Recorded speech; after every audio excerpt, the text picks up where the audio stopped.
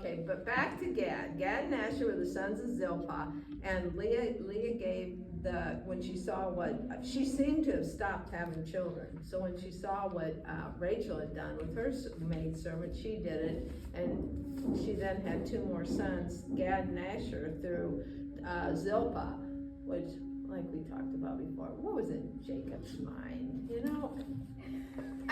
I guess, you get it where you can. It's going to be free. Let's go for it. I don't know. And also, you wonder about Zilpah and Bilhah.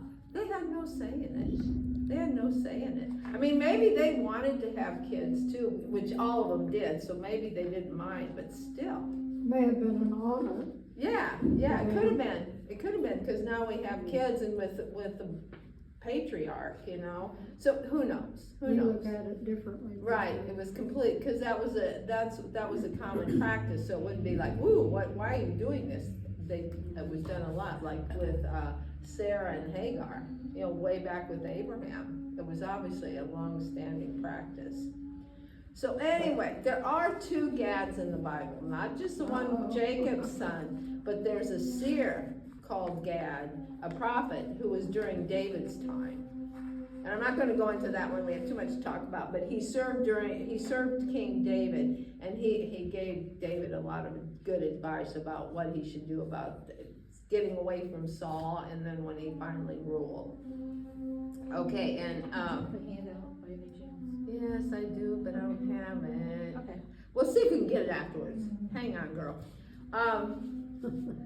So, in Genesis 30:11 is when Leah talks about having Zilpah having Gad. So it's Genesis 30:11 where it talks about most of that.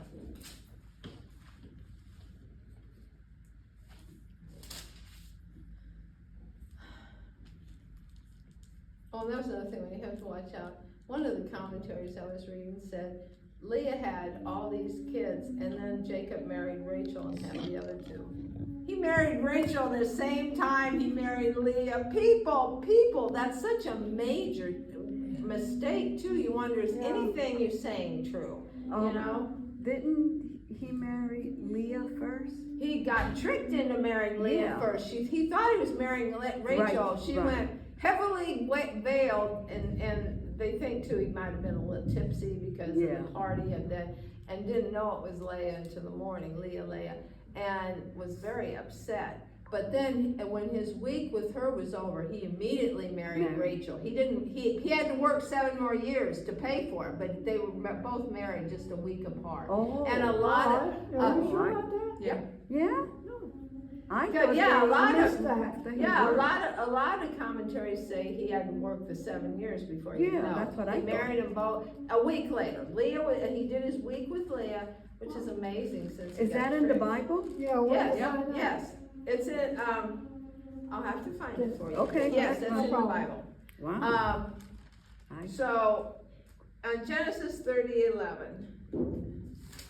30:11. And Leah's maid Zilpah bore Jacob that's the first one, the second one. When Leah saw that she had stopped bearing, she took Zilpah her maid and gave her to Jacob his wife. And Leah's maid Zilpah bore Jacob a son. Then Leah said, "A troop comes." So she called his name Gad. And Gad either means a troop or lucky. A troop comes or lucky. And the meaning of troop or fortune symbolizes that he was going to increase and be successful, especially in warlike endeavors. And before entering the promised land, Gad, Reuben, and the half-tribe of Manasseh settled on the east side of the Jordan. Do you still have your maps or no? And remember, we talked about that with Reuben, that they went to Moses and they said, we want the east side of the Jordan, because they were shepherds, sheep, farmers, whatever, and they had a lot of flocks and cattle, and that was really good pasture land. And so they decided that they wanted to be on that side, and they went to Moses. And at first Moses was angry and said, "What, you don't want to help your brothers conquer the land. And they said, oh, no, we just wanna be there. We will leave and go into Canaan and conquer the land and won't go back until it's conquered, although they should still not be back, because Canaan was never really conquered. But they did, and especially Gad. Gad was a real go-getter to go after the Canaanites. And so Moses said, okay, if you're gonna, I'll give you that portion of the land, so long as you do what they said. And they did, especially Gad, did go and help the other tribes conquer Canaan. So, and that's one of the lessons to learn from Gad, that you get blessed if you keep your word, and they kept their word that they were gonna do that. Let me see, Numbers 32:1, hold on, I don't know what that is. And Numbers 32, you don't have to go there, because I'm not sure what it says, 32:1. Now the children of Reuben and the children of Gad had a very great multitude of livestock, and when they saw the land of Jazar and the land of Gilead, that indeed the region was a place for livestock, the children of Gad and the children of Reuben came and spoke to Moses, to Eleazar the priest, and to the leaders of the congregation, saying, all these towns, the country of the Lord defeated before the congregation of Israel, is a land for livestock, and your servants have livestock. Therefore they said, if we have found favor in your sight, let this land be given to your servants as a possession. Do not take us over the Jordan. So they didn't want to go to the other side of the Jordan River, and because they did what they said, Moses said, fine, you can have it. And the Gad, Reuben, and the half tribe of Manasseh fought hard to drive out, especially the Canaanites, but they were Ammonites. They were always being attacked because they were on the other side of the Jordan, and there was nothing between them and the Ammonites and other tribes that were against Israel, so they were always under attack.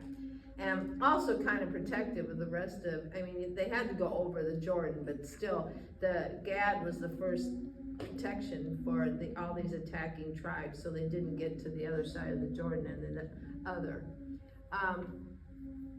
When David was on the run from Saul, a group of Gadites joined him, proving their loyalty and their strength in battle.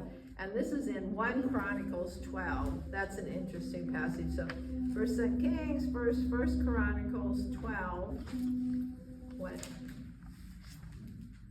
interesting commentary on the Gadites. All right. 12, 8 to 14. Some Gadites joined David at the stronghold in the wilderness, mighty men of valor, men trained for battle, who could handle shield and spear, whose faces were like the faces of lions, and were as swift as gazelles on the mountains.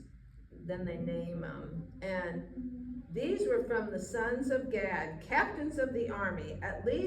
The least was over 100, and the greatest was over 1,000. What they say is, the least of the Gadites could overcome 100 of other people, and the strongest ones could overcome 1,000. These are the ones who crossed the Jordan in the first month, when it had overflowed all its banks, and they put to flight all those in the valleys to the east and to the west. And that was a really dangerous thing when they went across the Jordan when it was during the rainy season, because you could easily be drowned. But they were mighty men, and they went. 12, 16. Yeah, 1 Chronicles 12, 8 to 14. 8 through 14, I just, Actually, 8 through 15, sorry. Yeah. Yes. okay. And known as mighty men of valor. And they were known for their courage and their military prowess, and they made great contributions to the Israel gaining the land of Canaan, but they still didn't do it completely. They were often exposed to the enemy all around. When they went in and on the other side of the Jordan, and there was a problem though that Moses anticipated with the tribes that were on the other side, that they were so far away from the center of worship in Jerusalem that they were more liable, and in that cultural milieu of all the pagans, that they were more likely to go into the pagan worship, which they did Not completely, but all three tribes, Gad, Reuben, and Manasseh, half tribe of Manasseh, in the end, there were parts of their tribes that had gone to worship the way the Canaanites worshiped, and that was what Moses was afraid of. Even though they built remember they built the altar on the other side of the Jordan, and at first Moses was really upset because they thought that they were building an altar to worship other gods. And they said, oh, no, this is an altar to Yahweh, and we're doing this because we're on the other side of the Jordan, and we want our children and grandchildren to understand that we're Israelites, and this is to prove that we worship Yahweh. Well, that kind of went to the wayside as time passed, but it was still there. And they were the first in 1772 to be captured by the Assyrians, those three times, because they were the first that they came on before going across the Jordan, so they were first.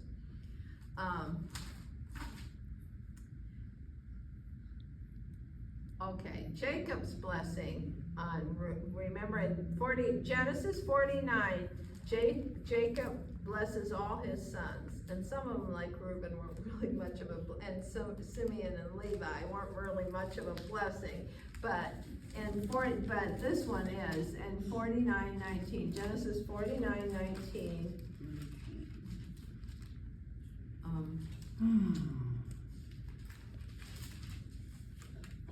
This is Gad, a troop shall tramp upon him, but he shall triumph at last. And what this basically is saying, that he's going to be fighting all the time. The troops are going to be after him all the time, but in the end, he's going to win. And this may just mean in the end in the millennial kingdom. That's not really clear. And we don't know how far Jacob's prophesizing was seeing through, but that basically that he was a hard warrior and he was going to be attacked a lot, but he would win in the end.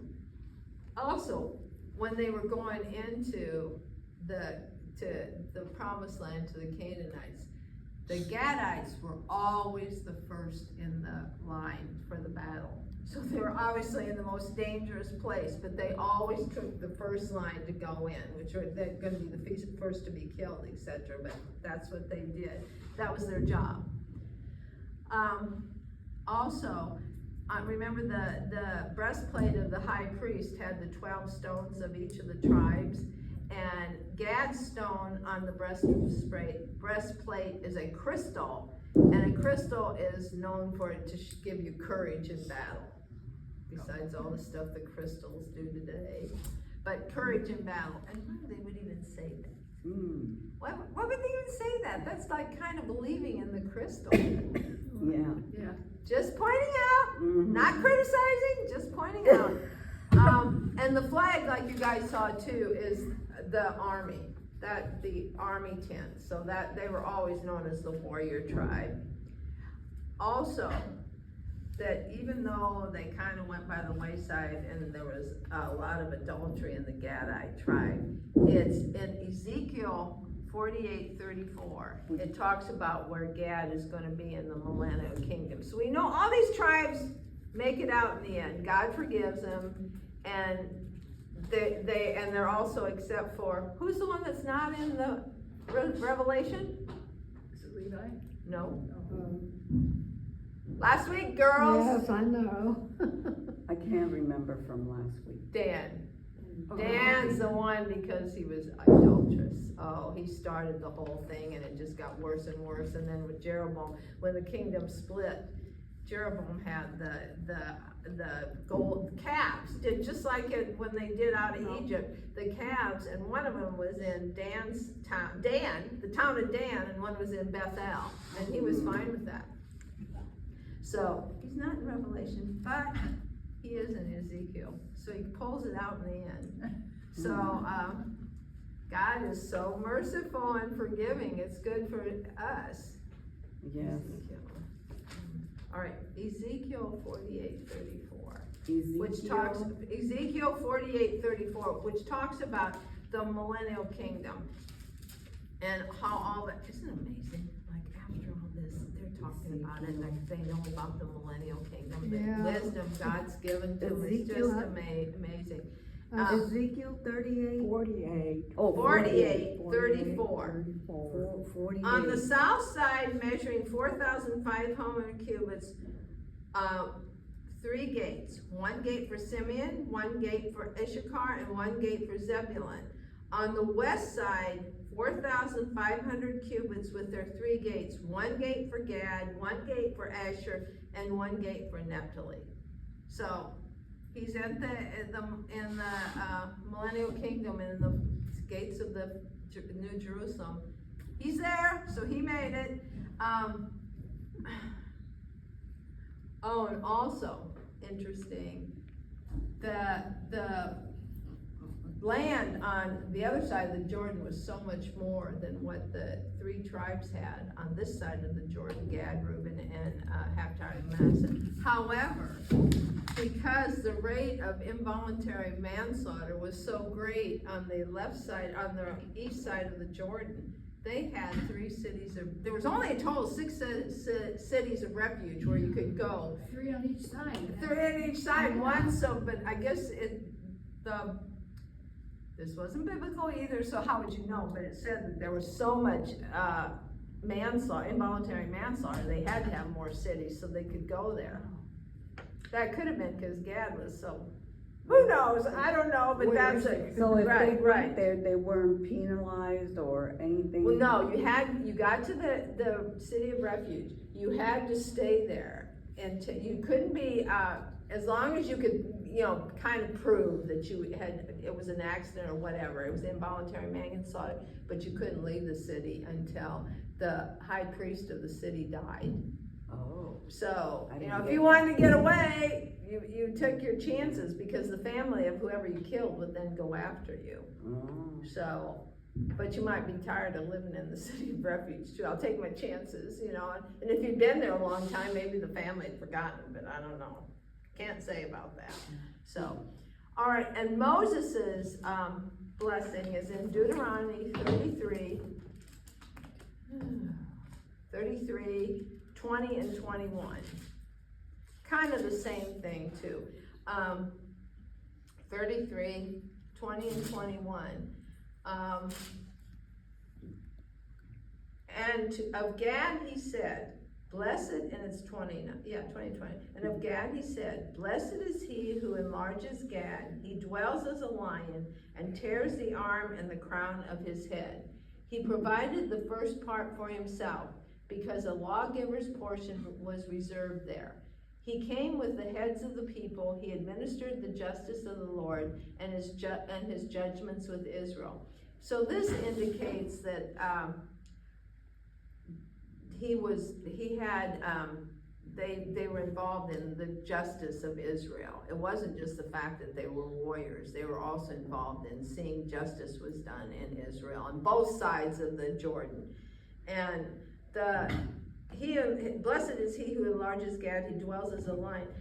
He's comparing Gad to a lion that was so fearless and could go out, people were afraid of him and go after him with no fear. And he tears the arm and the crown of his head. That means how he deals with the enemy. And then he provided the first part for himself. That is talking about the east side of the Jordan. That's the first part that he took for himself.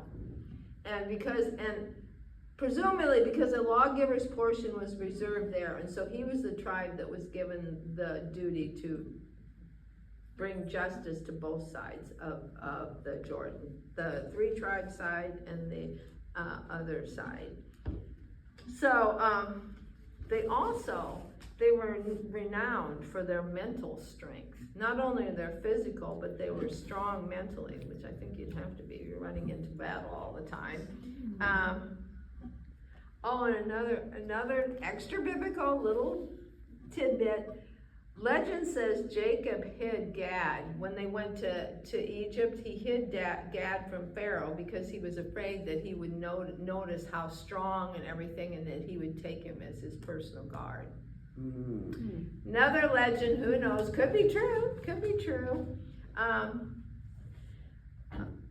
And during the years and during the years of the Philistine invasions, which was later on, especially during the beginning reign of Saul, many Jews crossed over the Jordan that were in the side of all the larger tribes. They crossed over to Jordan and to Gad and Gilead because it was safer there. Because the Philistines wouldn't.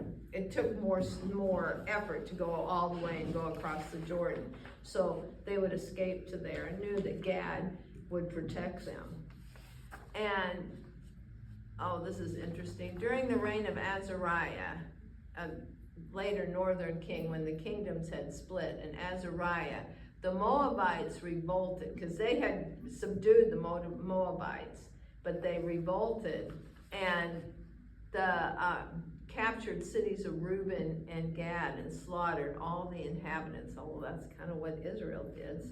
But Mesha, king of Moab, said, I marched during the night and fought from dawn to noon and captured it and slew all of its 7,000 men and women, young and old, and offered them up to Shemish, their god.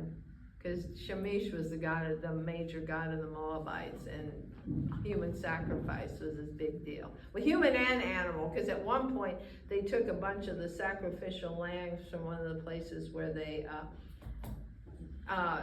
just slaughtered the Israelites and used all them for to Shemish. It was thousands and thousands of lambs. So we're so fortunate we live in today and that we're believers. All right, now Asher. You talked about Leah and Rachel in Yes. Genesis 29. Yes. Genesis 29, verse 25. Okay, hold on. Genesis 29, 25. Okay. Yeah. When the morning came, there was Leah. So Right. So Jacob said to Laban, "Oh, why have you done this to me? I served you for Rachel, didn't I? Why did you deceive me?" Laban replied, "It's not our custom to give the younger daughter in marriage before the older one. Finish this daughter's bridal week, then we will give you the younger one also in return for another 7 years of work."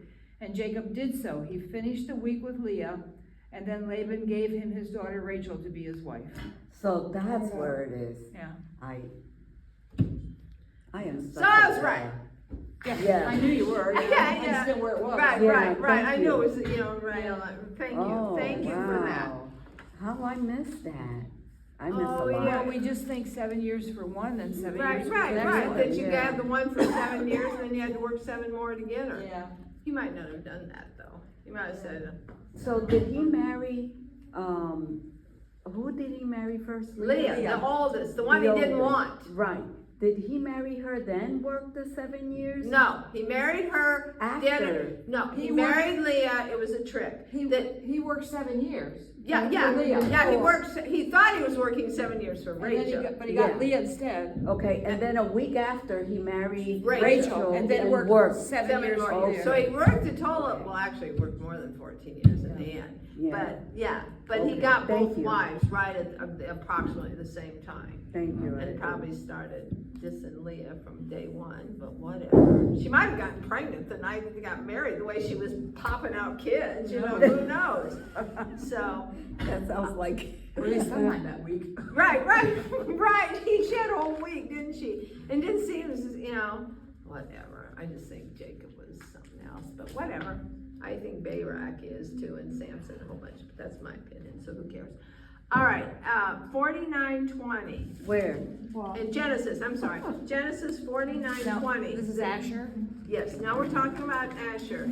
And this is Jacob's blessing on Asher. The blessings of your father, 49:20, I went to the wrong place. 49:20. Bread from Asher shall be rich, and he shall yield royal dainties. What does that mean, dainties?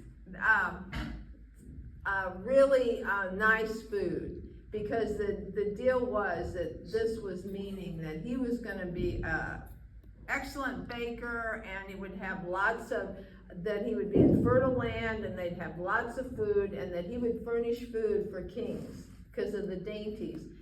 One comment or one story said, Yeah, delicacies. right, delicacies, said He's probably getting all kinds of nonsense from his brothers. Oh, you're gonna be making dailies, huh? Yeah. But, you know. The warrior. Yeah, Gad was, although the things that I heard about the Gad and Asher were close. Obviously, you know, they were full brothers. Yeah. But, I mean, not obviously, but supposedly, and that Gad was kind of protective of Asher. Probably, especially after the whole thing, if he really did that thing with Bilhah, ratting on Reuben about Bilhah.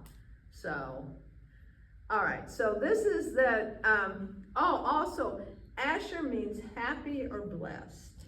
And back to when Zilpah was having Asher, let me see, back to 29.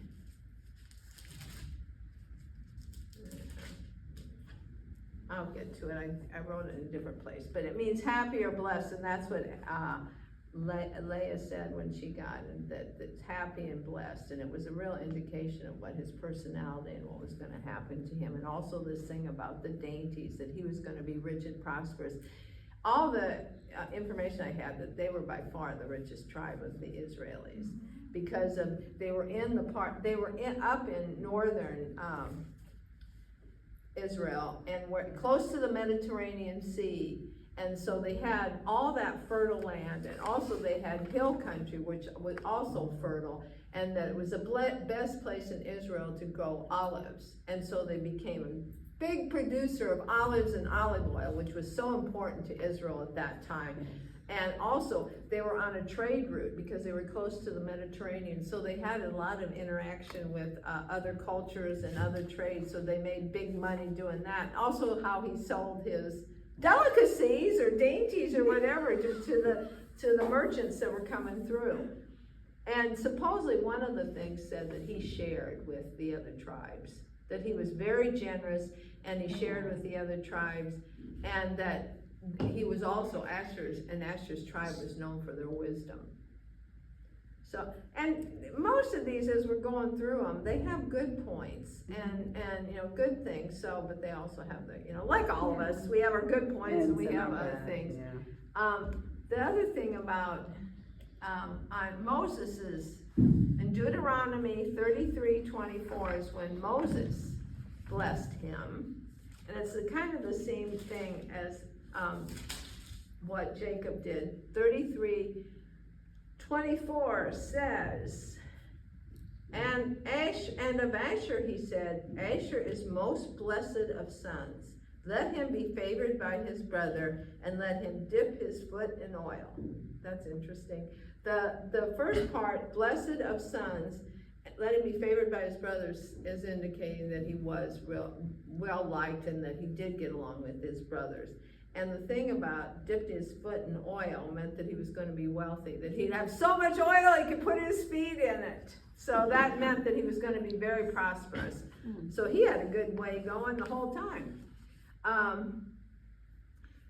And the other thing, when we talked about when they numbered the tribes, when they first went in, when Moses numbered the fighting men 20 and above in the tribes when they were first going into the wilderness wanderings, Asher had 41,500, and most of the tribes that we talked about had gone down by the time they were ready to enter Canaan, but they had gone up from 41,500 to 53,400, which seemed to be an early indication that God was going to favor that tribe with lots of males. And all right, and the Levites had 4 cities in the territory of Asher, which isn't that big.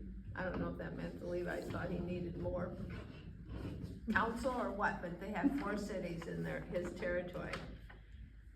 And and the commentaries, some were very pro-Asher and some were not nice about Asher. You had to think, and it was the Jewish commentaries that seemed to be the most critical of him.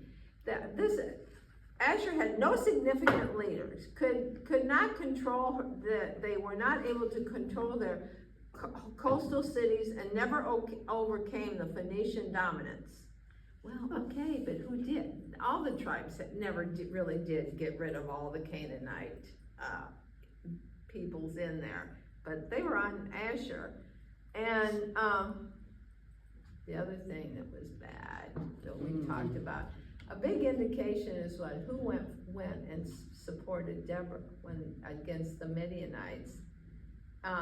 When she and Barak called all the tribes to come, Asher didn't come. And, Judges, 5:17.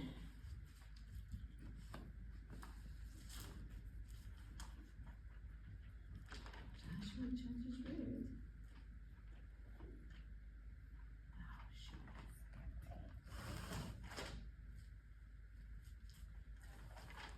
Oh, and I can't even find Judges, this is bad. Judges 5:17. Yeah, you gotta read it, Ooh, no? Gilead stayed beyond the Jordan, and then why did he stay with the ships? Asher sat still at the coast of the sea, standing by his landings. So If that anybody understood she was that. rebuking them, because Asher never came to help, Dan never came to help, and even at this point, Gad had not come to help. Some of the commentaries said that they were really schizo about it. Some of the tribe of Dan went, but obviously not enough, because Deborah said, you didn't show up to help us. So, and when it said Gilead, it doesn't say specifically Gad, but Gilead, they're talking about Gad, because that's where his land was, in Gilead. So neither Gad nor Asher showed up to help Deborah. However, they had a change of heart. In Judges 6:35, maybe I'll be able to find this one. Judges 6:35. They did aid Gilead against the Midianites. I guess they didn't want to fight for Deborah, but they did go and support Gideon against the Midianites.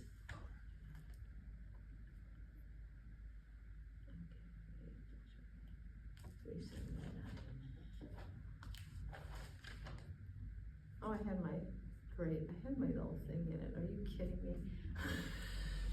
Judges 6:35 is,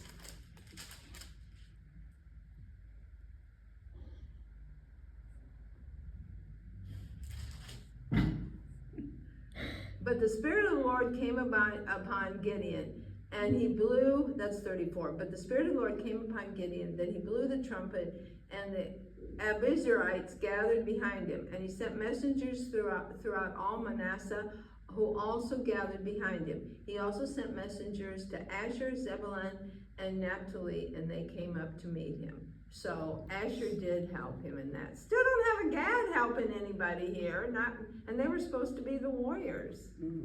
I know. So they did, and 7:23. And it says in 7:23, just to confirm, and the men of Israel gathered together with Naphtali, Asher, and all Manasseh and pursued the Midianites. So they did, I guess they decided when they were gonna do. All right, at David's coronation, 40,000 of Asher's men showed up. That's in 1 Chronicles 12:36. 1 Chronicles 12:36. All right.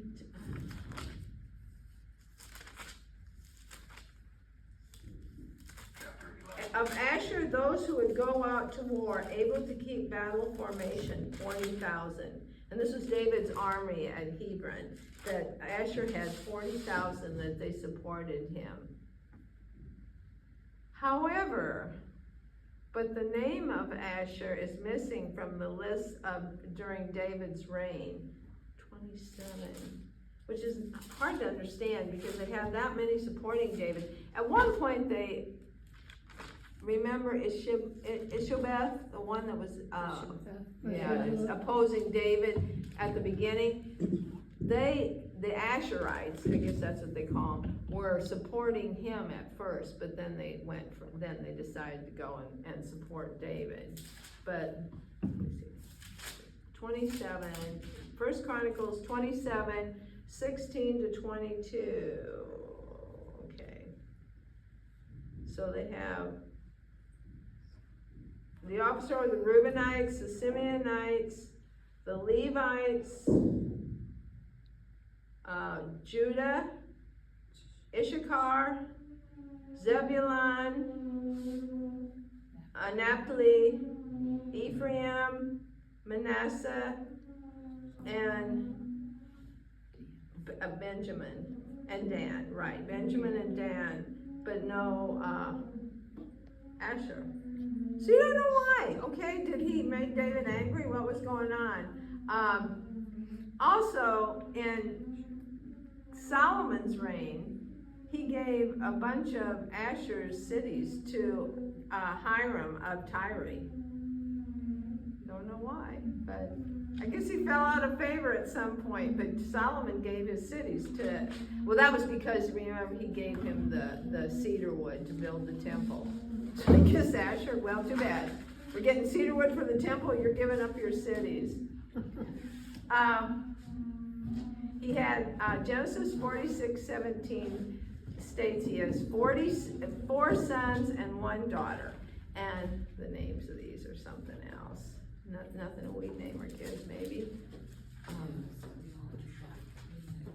Right, that would be, how would they know how to? Probably all dark in there, Terry. Oh no, the lights are on. Yeah, somebody must have passed by. I thought they turned them off. No, we did turn them Yeah, off. Somebody, Somebody else is in yeah. there.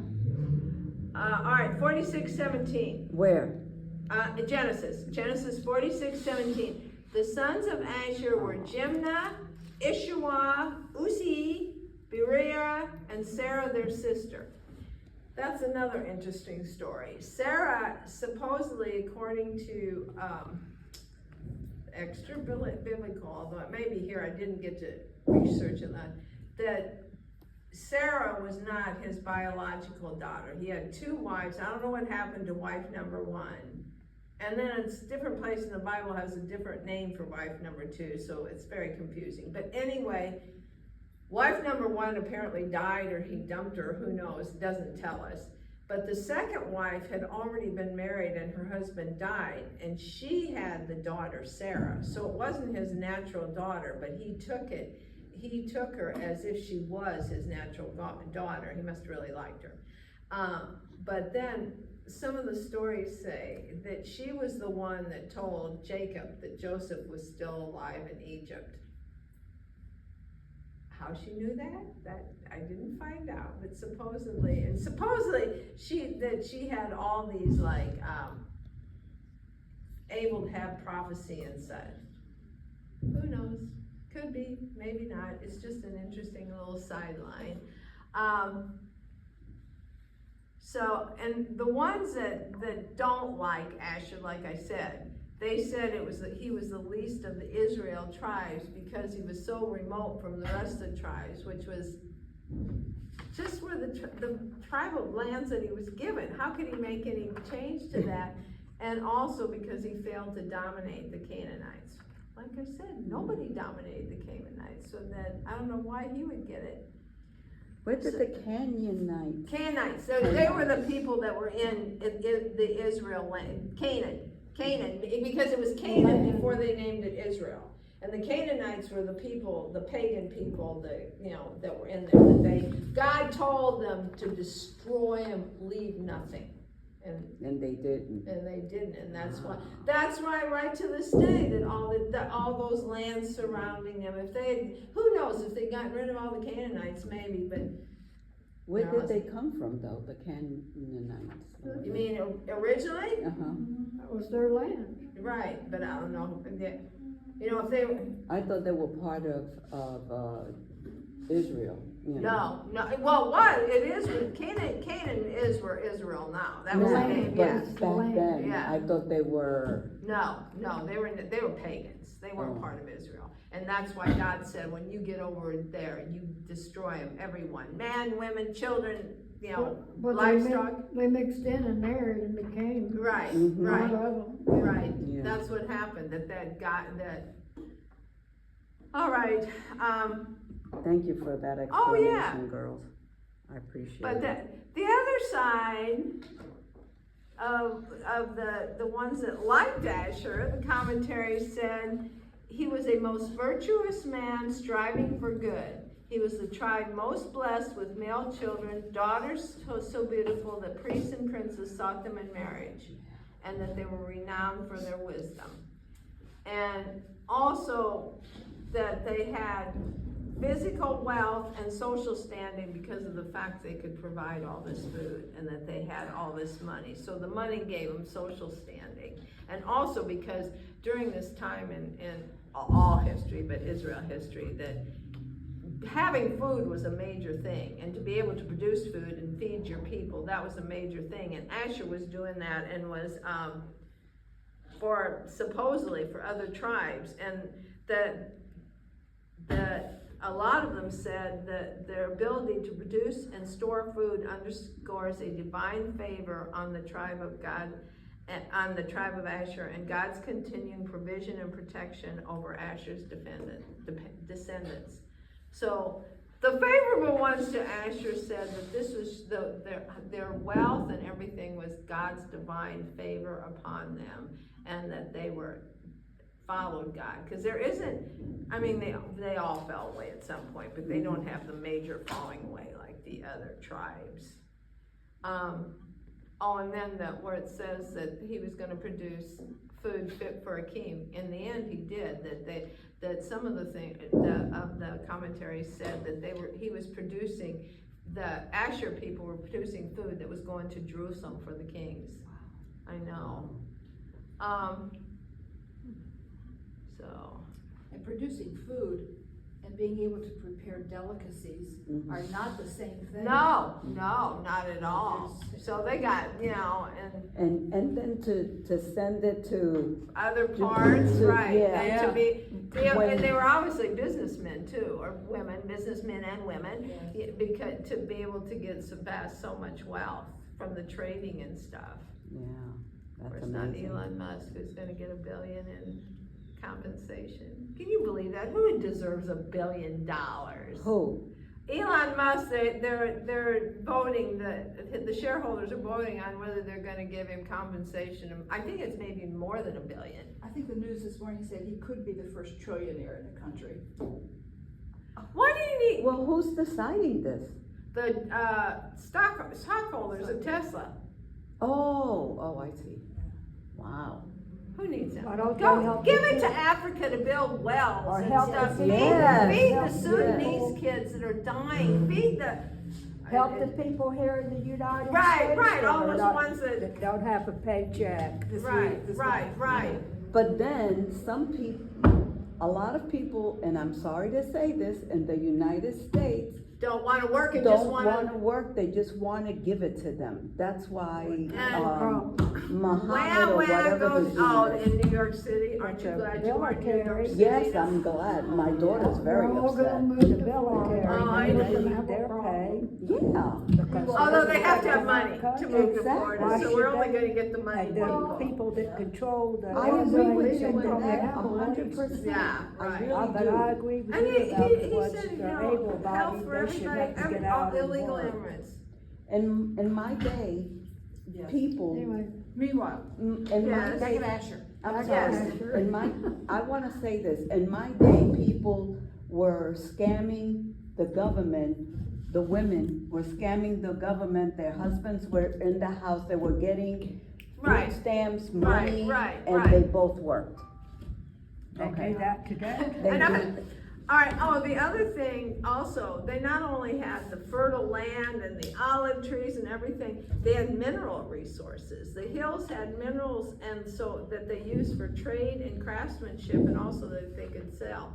They were just blessed all over the place, Yes. so, Man.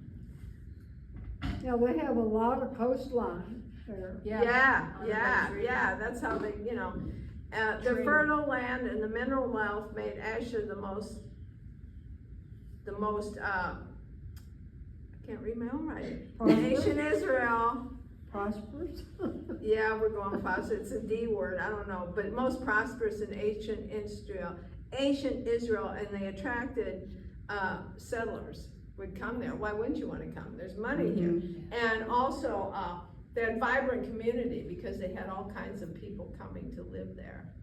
Also though, along the coast, they had to defend both the land and the sea. And they weren't the warriors that Gad was. They were warriors, but not like Gad.